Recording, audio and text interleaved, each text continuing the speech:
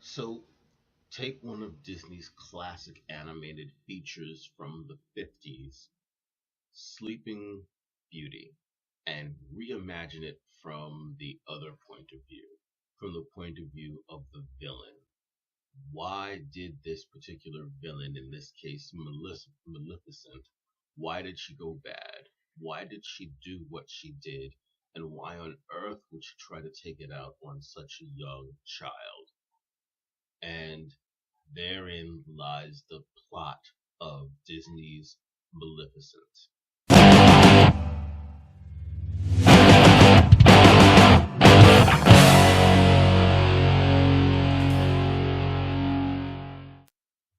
So in Maleficent, Angelina Jolie plays Maleficent, the wingless fairy, and she's both the hero and the villain of the piece. It's her character's journey that we follow throughout the film. Um, Angelina Jolie kills it as this vengeful fairy. She has a completely believable emotional character arc. At no point in the film, as her character progresses from where she starts in the film to where she ends up in the film and all the stages in between, at no point is she unbelievable, and she will remain sympathetic even when she's at her most villainous because you understand precisely why she's doing what she's doing. Um, the villain has the film has a co-villain that would be Shelton Copley, the main character from District 9 and the villain of Elysium, and he plays the king and the target of all of Maleficent's vengeful rage. He's as good as ever. He's always great. He's very good in here, and he's actually so good that it's almost like nobody told him this movie was made for kids because he can be a little scary. He's pretty intense in this movie. Um, and for allies, Angelina Jolie, her primary ally is someone that she makes because she is, amongst the fairies, but when she starts to go bad, she kind of alienates most of them, and they're not quite on board with her plans. Um, for enemies, well, the king's men are pretty much Angelina Jolie's constant enemies throughout the film. There aren't any of them that really stand out as major characters in the story.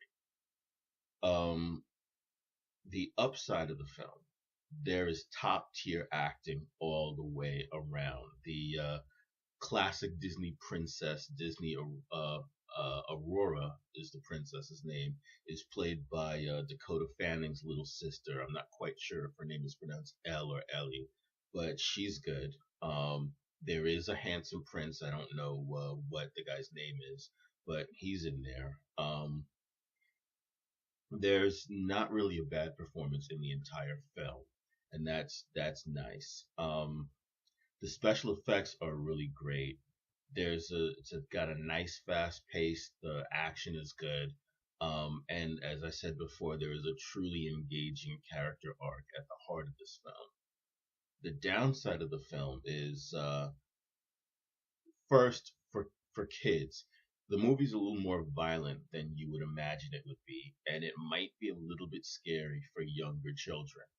I have to point out that when I saw this film, there were young children in the audience, and none of them seemed to be especially bothered by either the violence or how scary the film could get. They seemed to all take it in stride. But just be warned that the film does get quite intense. Um, and the first act of the film feels a little bit rushed, getting to the point where you find out why Maleficent becomes a villain is it feels a little bit rushed. And the second act of the film is almost the opposite. The second act of the film, while there's a great deal of character development and things happen, none of the major characters are actually engaging in overcoming obstacles at that time. It's more time is merely passing. And while it's entertaining, it isn't boring and it isn't a letdown. It's essentially a half hour worth of, and then she grew up. Um, so that is a little awkward.